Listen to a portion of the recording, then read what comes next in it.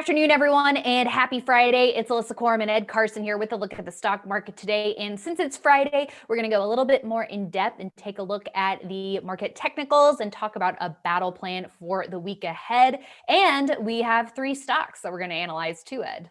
That's right. We're going to take a look at Microsoft, Vale, and Polaris. Three stocks that are right around buy points. It was sort of surprising on day one of a new market rally attempt.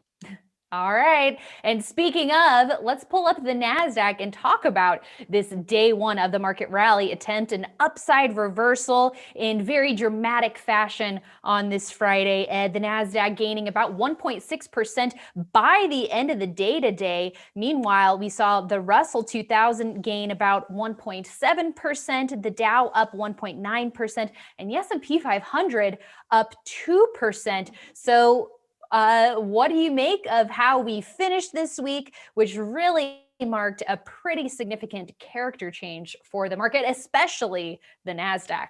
That's right. And I'm going to start just with the beginning of the week because Friday doesn't make a lot of sense if you're not talking about the prior days.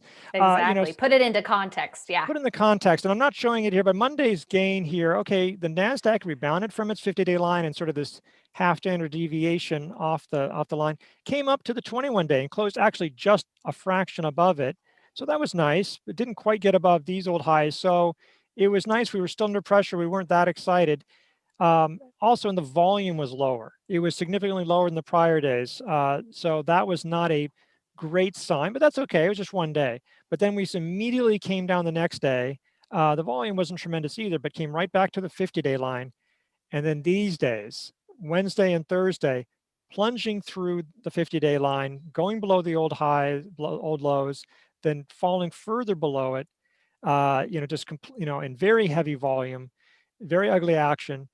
Meanwhile, the S&P 500 will show that went through the 50-day line. The Dow came down to it. Lots of leading stocks breaking apart. We went into correction. I mean, it was just like we decided that was it. It was the character change was clear there. We were hanging on in here. Maybe we could bounce back, but no, this was different. We're done.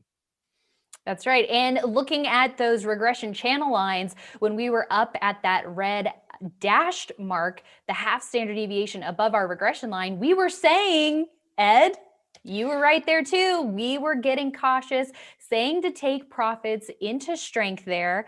And we've talked about the deterioration in conditions over the last recent weeks here. Yeah, I mean, obviously, just to look back on it, just is one reason why, especially with the market being so extended from the 50-day line, which sort of lined up with getting up to these levels at these points. If you did take profits, you might have said, oh, no, it went up a little ways. But, chances are, especially if you're in one of these growth stocks, the stock is probably lower now. I mean, it's almost impossible to tick it right at the top. But if you sold in here, even here when we're starting to come down, you're in a much better place than if you're saying I'm hanging on to here. Friday's day, to make a Friday, it's a nice move. It was sort of scary mid-morning. We was, oh boy, we're just really falling in some of these speculative growth names. But you can see that it hasn't really changed. This trend is still down. And I'm going to switch over to a weekly, and I think it's sort of obvious. It doesn't still pretty ugly week. Yeah, that's right. Even with a strong finish on Friday, the NASDAQ still down pretty significantly for the week. I believe the Russell was down slightly. Meanwhile, the S&P 500 and Dow did manage to make gains. So put this in perspective for us in terms of where we stand more broadly speaking. Is this just isolated to growth in tech, or as we finish the week here, is there any other change that can be made in overall conditions? There's no doubt that the growth, especially the highly valued or the speculative growth names, really hard hit. Saw a lot of software, especially work at home play, saw the EV stocks, and not just Tesla, but NIO and all the others were down. Meanwhile, energy did well. A lot of cyclicals held up reasonably well. But we saw on Thursday when the S&P coming through the 50-day line, even the Dow coming down to the 50-day line, that when the market really starts selling off, there might be some sectors that hold on better, but they're still struggle to rise. And right now we need to see a character change, and that's why we don't try to get in. You want to get into a new rally soon, but not right away. You want it to prove itself, and what we look for is a follow through day, a few days into a rally attempt, and to see some real power suggesting that institutions are supporting the new rally. And this is just day one. It's a nice day, but we could easily Right. reverse lower next week. We could surge up. Right now, we don't really, you can see on the chart, you can't tell on a weekly chart, and it's barely there on a daily, really, when you look at it. And so we'll just have to see how that, Mhm. how next week projects. Yeah, well, let's flip on over to we'll just quickly look at the S&P Dow and Russell to put everything into perspective. But like you said, just because this was day one of a rally attempt doesn't mean it's safe to confidently call a bottom here. Even with the S&P, a strong move closing back above that 50-day line. Yeah, and it's still below the 21-day line. It's nice to see. It's nice to see if we can get back over there. Obviously, in much better shape than the Nasdaq. The Dow looks even better. That's that one rebounded from the 21-day line again. If the market were just the Dow, we would not be calling this a correction. I mean, we might have gone under pressure on Thursday, maybe, but the market isn't just the Dow, obviously. But so the Mhm. Dow looked a lot better, and the Russell 2000 doesn't look too bad. It never closed below the 200-day, 50-day line. It wasn't Mhm. looking so good this morning, but it's so that one isn't doing, hasn't doing great. But so there are some areas of strength, and that's definitely something investors should be aware of, and we'll talk about that more. But there's definitely sectors that are holding up better. If the rally moves forward, we may see new leadership. Yeah, that's right. Well, we'll come back to a little bit more of that step back perspective at the end of the show here. But for now, let's take a look at some stocks. First off, let's take a look at Microsoft. It is pulling back to that 50-day line or the 10-week line on the weekly chart, closed up over 2% on Friday. So it hasn't broken down yet, but what are your thoughts on this pullback for Microsoft? Round tripping its gains from a buy point that we had pointed out earlier in January. Round trip, it wasn't so high. It was up about 5%, or it depends on where you bought it, but it was never 10% from the buy points. So it wasn't a horrible sell signal. It wasn't great. And it would have made a lot of sense if you sold, especially as it was coming down here. But the buy point is still valid. It held support generally on the 50-day line, certainly from the weekly perspective. The relative strength line, not great. So there's definitely issues with it. I don't want to discount it. I would suggest that people should also take a look at Google. That may be the best looking big cap tech. Yes. But we just looked at it Thursday. You and Ken looked at it. So I don't want to Yeah. do that. So please, by all means, look at that one as well. But if it came above this buy point again, it would still be there. Again, the market's not in great shape. So it's hard for me to say, please buy this. Another thing is you probably want to get it above the 21-day line, which is basically at the same place, kind of thing, Hmm. or maybe even get above this area. And you could even wait to see if it forms a new consolidation in this area. But it's holding up reasonably well when a lot of other techs are falling apart. And we'll just have to see. Maybe this will be a winner in a new rally. When a new rally comes in, maybe it won't.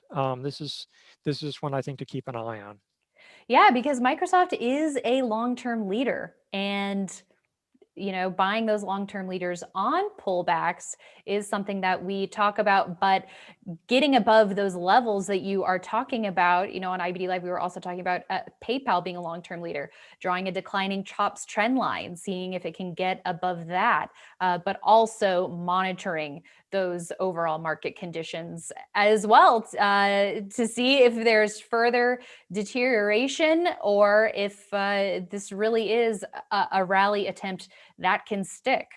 And That's right. elsewhere, let's take a look at Vale, VALE, out of Brazil in the mining sector, had a strong week, up almost 10%, Ed, in above average turnover. It also relatively recently reported its quarterly earnings report and talked to us about this cup with handle that we saw Vale breaking out of today. Yeah, actually, it technically doesn't quite break out. It actually got above it, but we can call the buy point 1778, and this got as high as 1775. So, man, I don't know if it mines any nickels, but it's less than a nickel away from a buy point. Vale is. It held up better than some other miners that have done well, but mining sector very strong, 6 out of 197. So it's not like, why would I want a slow pokey group like miners? It's like they are not slow pokey right now in the economy opening up, China, the US, construction, all sorts of things needing copper and other industrial metals, very strong.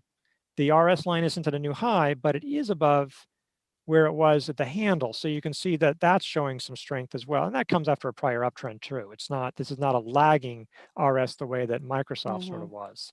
That's right. Well, Mark Minervini has his cheat. So maybe this is the alley sneak cheat breakout over those recent highs or a declining declining tops trend line there, Ed. Yeah, we are continuing to keep an eye on this rotation into this group. And last but not least, let's take a look at Polaris back on our radar. We were discussing it earlier this week. Strong move to close out Friday, up over 5.7%. Some nice volume to accompany that move, Ed. Yeah, really strong volume. Had these, basically you almost could have called this an early entry or sometime downward slope. Again, if we were in a better market, really strong move. And it's a base on base formation coming above this, which base on base in a weak market is really strong. It's showing it doesn't want to fall. It doesn't want to fall. It wants to keep on going. And you can see that with the RS line, even when it was at its lows, it really wasn't falling that much. Powering higher. You can see the growth has already come back. Yeah, some of it might be this outdoors shift, during the pandemic, that maybe it's not probably going to sustain that level, but it's also moving towards EVs, with its vehicles. So, that could be a growth area down the road as well. So, a lot to like. Again, I'd be really more excited about it if this were a stronger market. It's just that it can be tough. Breakouts can sometimes pop in and then they get hammered down. So, while I definitely think everybody should be paying attention to it, it's hard to say on day one of a rally to jump in. There's definitely a big high risk from doing so. That's right. Thank you for reiterating that point. An interesting turnaround play, some strong growth posted in the last couple of quarters. So we'll keep an eye on Polaris as well as we look for this new leadership and stocks that are outperforming the market to put on our watch list. So with that, Ed, let's talk about the battle plan for the week ahead and what investors should be doing at this point. If investors have been sticking with us, like we were saying at the beginning, we were talking about taking profits into strength, noting that we were getting extended, putting more of an emphasis on sell signals, taking stock of your individual holdings and seeing where you might want to be trimming or exiting. So hopefully that has been the case for many investors over the last 2 weeks. But what else would you say on that front in terms of portfolio management at this point?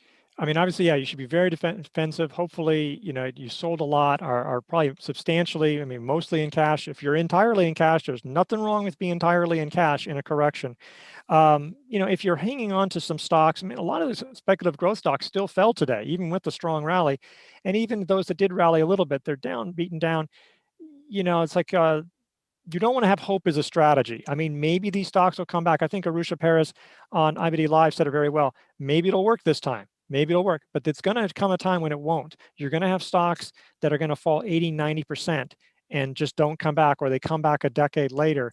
You don't want to do that. So even now, you might want to be selling because, when we do resume a rally, there's no guarantee that these are the new leaders. They might rally because we're in an uptrend, but they may not be the ones that lead. So even if you sell now, you might be better off with, saying like, take a fresh start. Get a fresh start, like going into stocks that are the true leaders in the next rally. That's right. And we've seen the power that new rallies can have. Look at almost a year ago, we saw a massive rally. We obviously can't predict the future, but that really tough market, what came out of that was a lot of great setups and a lot of stocks that was good for our type of investing. And maybe investors who were able to get in on some of those names last April, last May, and are sitting on huge gains, maybe they can treat their portfolio a little differently, or maybe those are some long-term leaders that they have in their portfolio. But there's always a silver lining to these really tough market conditions, and that's the opportunities that are going to come out on the other side of this. That's right. When you're like, one of the issues with late in the rally is that there was not many stocks to buy because we just sort of run up. There were no bases to set up. So we'll, at this point, hopefully, what everybody should be doing is looking for what might be the new leaders and look for stocks with high relative strength. Now, just focus on that primarily, then look for stocks within those that have maybe bases forming, because some of those high RSL stocks are still extended, but look for those. And, some of them are going to be old leaders, some will be new, and they may change. I mean, some stocks may hold up and then they suddenly tank, and others that looked really weak, maybe they'll come roaring back next week. So you definitely want to be nimble and paying attention, because when we do have a new rally, whether it's next week, next month, or in the fall or winter, is that you want to get early on that rally, because some of the big winners are right then. I don't think people should be cheating on it and like jumping in and trying to guess what those new leaders are right now. But you want to get it when we do have that confirmed rally, just a few days into a rally, when we have that strength. That's when you really want to be getting in, and that day, next few days, ramp up your exposure. And if you're ready, you can do that and buy the right stocks. That's right. And if this week was a tough week for you, don't give up. Now is the time to be engaged more than ever, because we could potentially be another couple of days away from the next rally. It doesn't mean that those setups will quite be fully fledged and, those cup with handle breakouts are going to be perfectly forming, but we're going to be keeping tabs of the market conditions, telling you how to dip your toe back in the water. But as you said, Ed, really important to keep that watch list up to date, stay engaged, and remain flexible, because market conditions can change very quickly. That's right. All right, everyone. Thanks so much for tuning in.